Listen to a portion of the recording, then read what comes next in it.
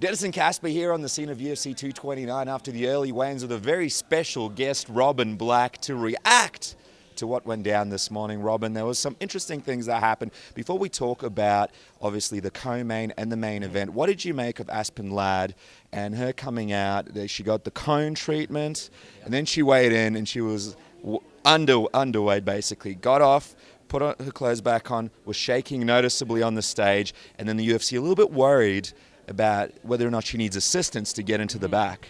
So cutting weight, when we see them, and we see them, it's 36 hours before the fight, we'll look and be like, oh man, I don't know, like, can that person fight? But 36 hours today, there's so much technology and knowledge, diet, all of these things that experts help you replenish. And cutting that much weight, and medically they say it's even harder for a female body to dehydrate that much.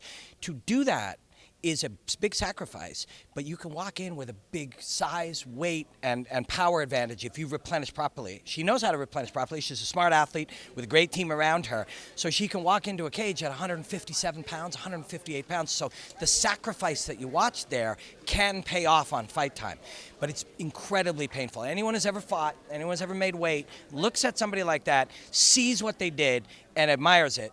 If they end up being at their best on fight night, we admire it because it is hard work, and anything you can do, work that hard to gain some kind of advantage when you fight, that's worth doing if it works. And I think it will. I think it'll work. I think it'll pay off for her.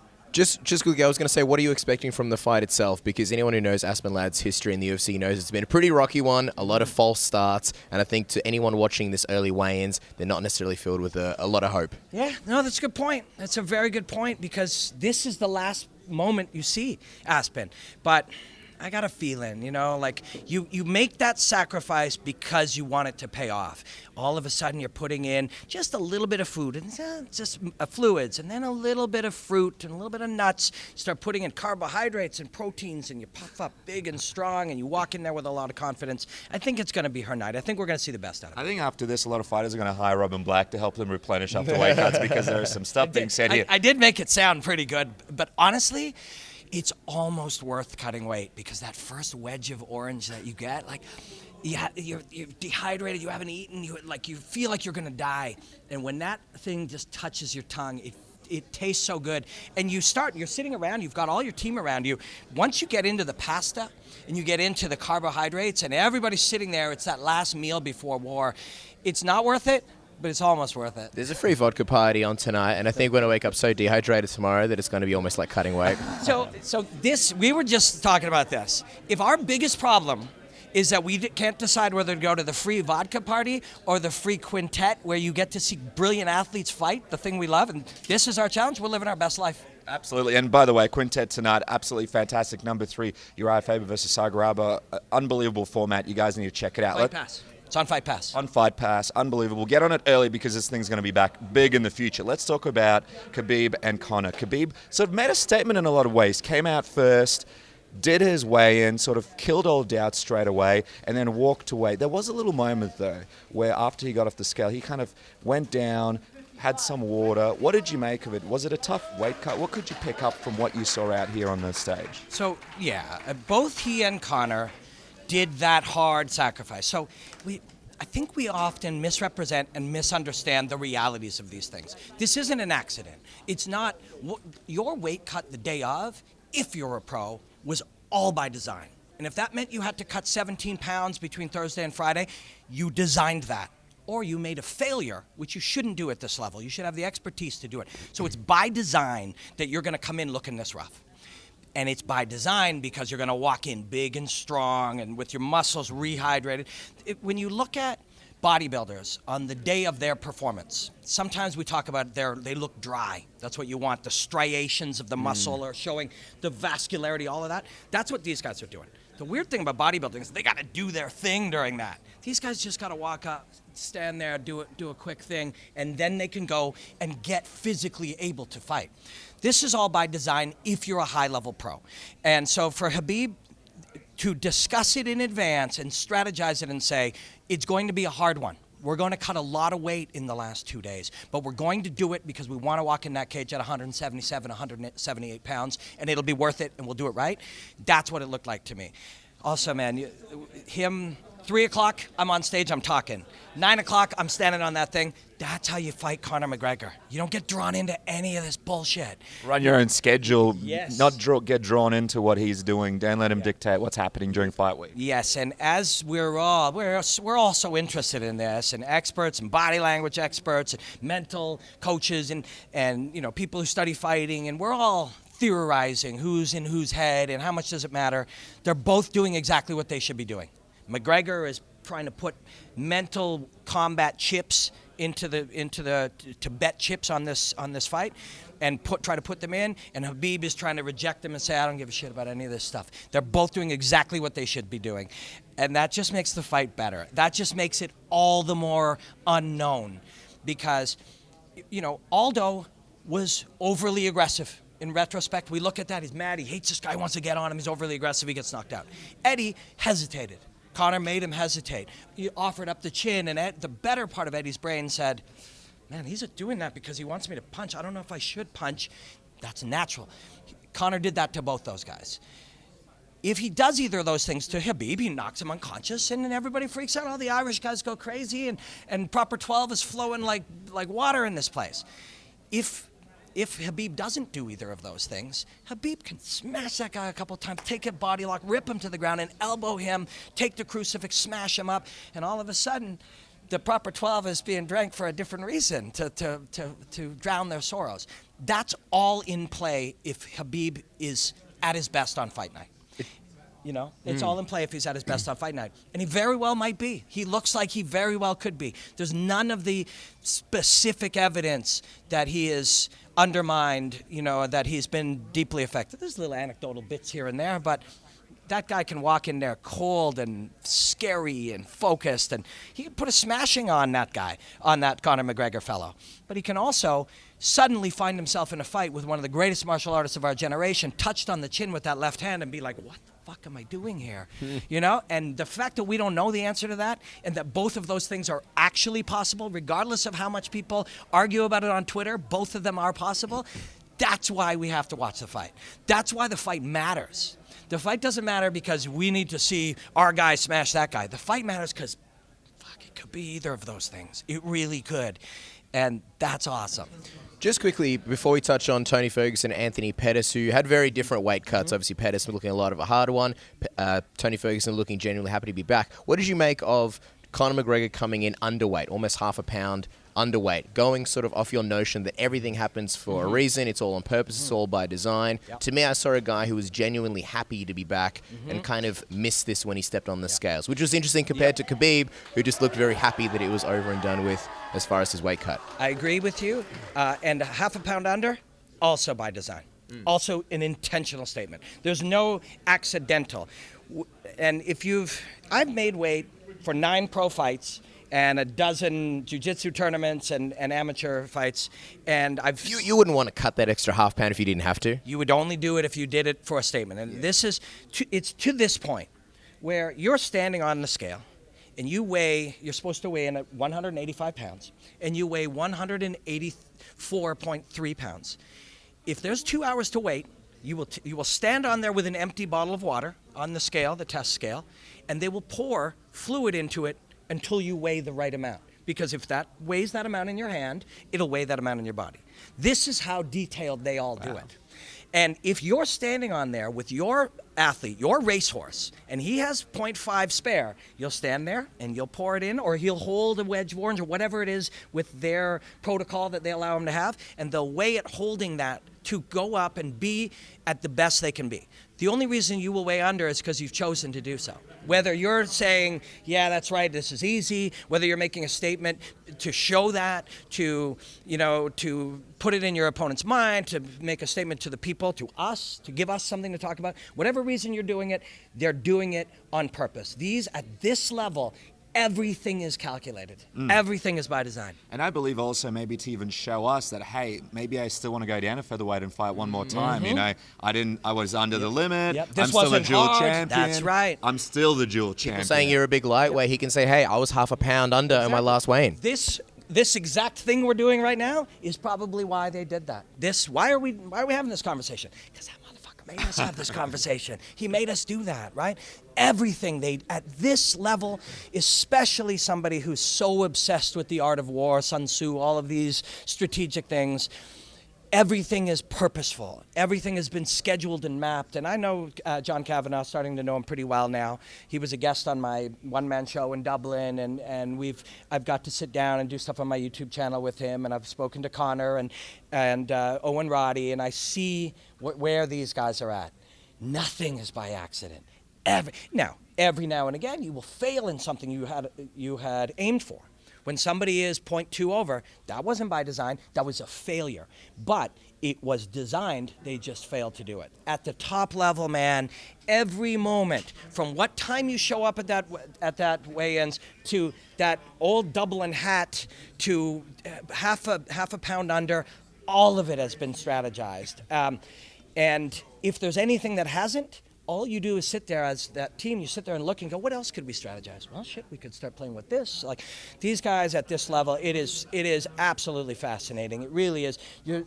If you're interested in this type of stuff, you are studying the minds of the modern great strategic war masters. And it's also fascinating because McGregor's got his kid now. I saw he really loved bringing the kid out, showing him to the crowd, being a part of it, being able to sort of show that and pass that legacy on. I feel like that kind of adds something to it as well, to his mood, to his time For here. sure. That little kid is not going to have a normal life. Yeah. You imagine that? Like, Connor likes it when people cheer and applaud him and are all there. When that kid came walking out there, that kid liked that a lot too, just like his dad. You know, he's going to grow up with a wild life, one very different than any one of us has ever experienced. There's going to be some kind of crazy reality show in a few years that we'll have to probably cover as He's media. got a lot more Instagram followers than anybody in this room, that I kid. know, yeah. And he didn't have to stay up all night to put up interviews. Let's quickly talk about Anthony Pettis and Tony Ferguson, two very different sort of weigh-ins. From Ferguson, I saw genuine relief and happiness that he's sort of come back from this very really tough journey off an injury. With Anthony Pettis, terrible towel holding, by the way. Couldn't use half the footage that we got from this side and had to look away for a lot of it. I wasn't interested in seeing Anthony Pettis' testicles. Like, I had no interest in that, but somehow they made sure we saw them. Get the cone out. The cone is there. Anyway, Anthony Pettis just relieved to be making that weight. What did you make of it, and how much do you think it might be an effect on the fights this coming weekend? Well, he didn't. We're talking about what is by design. It's by design unless you don't succeed at your plan, your strategy, what you put together. And so something went wrong at some point. And it goes wrong a lot for him as well. It's like mentally going into this, he must think, I want to get this right. I don't want to deal with this again, but it just keeps happening to him. So my guess would be, and Anthony is mentally strong, he's focused, he's dedicated, he wants to be the greatest. He is one of the greatest. And I'm a big mark for Anthony Pettis. Like, I appreciate that guy's skills. I'm one of his biggest fans in the world. And when I'm trying to be unbiased from that standpoint, when I look at it, I think he overestimates what he will be able to will himself to do. And that is something very common in the greats. To be great is to have massive expectations of yourself. And I think he may overestimate just how much he can will. This is a physiological test. This is a physiological project to cut weight. This isn't about how tough you are or how much will you have. And I think that's maybe where he overestimates it. The reality of it is, this is science. This is biochemistry. And he's like, yeah, but I'm tough. You know what I mean? And that's true. He is. But tough doesn't will your body to do things. Now, having said that, he made it. He made it. And 36, this is a pro. 36 hours is a long time. That guy will be on his game already. So how long has it been at this point? 40 minutes? Yeah. Already he feels different. Already, if you look at him, his face is rounder. He's put the fluids back in. That process is fascinating as well. And there are places you can watch it on the web and out there, but to do it just right, and some of them use Pedialyte, which is a baby rehydrator, because it's so low in it's much lower in the key things than Gatorade or these other ones, and just slowly put the nutrients back in. He knows what he's doing. He's around great people. He'll be good. Anthony's going to be good. That fight's sick. It's ridiculous. Like, it's a really crazy one. We got together with Kevin Lee last night, and we were shooting a piece for TSN. And Kevin's like, "Oh, what do you think? What do you think about that fight?" I said, "What do you think?" And he said, he thinks that Anthony is going to get some real bone on him, knuckles, chin, really hurt him. He said, but Tony, and he knows firsthand, he's like, he's so tough. He's like, he ain't right in the head. He's to be great. And he gave him a lot of compliments, not on camera, just friends hanging out. He gave him a lot of compliments on his toughness and his fearlessness, and that's a good fight, man. It's a real good fight. But toughness and fearlessness, if you're unconscious, it doesn't matter, right? So how does that fight go? We don't know. Even Kevin, he's like, I don't know. Anthony's going to hit him. He might not hurt him enough, and he might end up winning. So who knows? That's why we watch. I gotta say, Dennis, you and I, we've covered a few of these international events now. I think this is the first one where we've done the early weigh-ins and everybody made weight. Everything, all the dramas were avoided. These are sort of like the hot day where all the craziness happens. A lot of events that we were thinking about coming down to, we thought, you know what? I don't know if people are going to make weight. We don't want to really risk it. So it's Biggest media turnout as well. You couldn't fit a camera in this place. Crazy. It's great to see that we actually have, the fights that we wanted. That's it. Just quickly, as we let you go, we made our predictions yesterday after seeing the weigh-ins. What would you say is your prediction for the main event, Khabib and Conor? I know you generally don't give predictions, but who would you say you're leaning towards now? So, I'm uncomfortable allowing myself to make predictions because I want to keep gaining information. And as soon as you say, this is my racehorse in it, you start to look for things to support that, and it affects your view of it. Let's say a fluid prediction, yes, but constant changing. It is hard when you're reminded at the open workout of McGregor how he moves. And I did 2 little breakdowns from the open workout of his stuff. Oh, thank you. I did them within hours. Kevin yesterday was like, how'd you do that so fast? I'm like, well, everybody else was out drinking. I was doing breakdowns because this is what I like to do. But, you're looking at that, and I'm looking at it in detail. And I looked at Khabib's as well. And he didn't want to show too much, and that's smart. But you're watching that man create force and move and throw those punches, and you are reminded of just how real that shit is. Like, that's real. The way he's throwing that left hand, throwing the uppercut, backing up, everything he did was by design against someone moving forward. It's hard not to bias yourself towards imagining him knocking that guy out in a round or a round and a half. It's hard not to. But I'm fighting it. I'm fighting that desire to just buy into that, and I want to keep watching. I want to see how Khabib looked good, him being focused and showing up all business. That undermines that thinking of when you're like, oh yeah, Conor, just slide back and pop him. You see this guy's all business. He's not buying into that shit. If he's not affected by him and he chews up that range and he gets to his body and he rips that guy to the ground, that left hand doesn't do a lot from your back, So I'm not yet willing to allow myself to see McGregor knocking him out like that. And I'm happy that I'm not, because there's still 36 hours of information to go. There's still more we're going to draw from it. We're going to see these guys. I'm going to go back and I'm going to watch Khabib's stuff. Remind myself of how badass this guy is.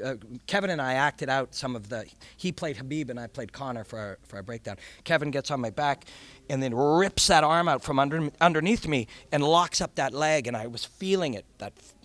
And Kevin is a monster, and he's simulating Khabib, and I'm feeling it firsthand, and I'm imagining when you experience that, you came in with the belief, man, this guy can't do nothing to me, and all of a sudden that tears out from under you, and your face smashes into that mat, and the reality of that hits you.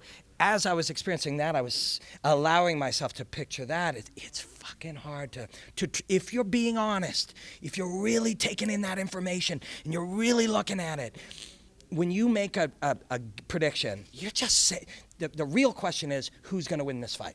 That's a hard question. The heuristic, you replace that question with the heuristic, who do I like? Who am I cheering for? That's an easy question. I'm cheering for Khabib. He's going to rip it. And all of a sudden, you start to just look for information to support that. Nobody knows, man. Nobody fucking knows. And that's why it's so good. And I really, really push hard. And I'm pushing hard, and there's a lot of resistance to it. When we go on TV and people sit at a desk and they say, all right, Kenny or Michael Bisping or whoever, who you got? And they say it. I think we're fucking undermining the awesomeness of this when we do that. I think we're bullshitting people, and we're getting people to argue. We're getting people to go on Twitter and say, that's my guy, he's got to kill your guy. This is not good.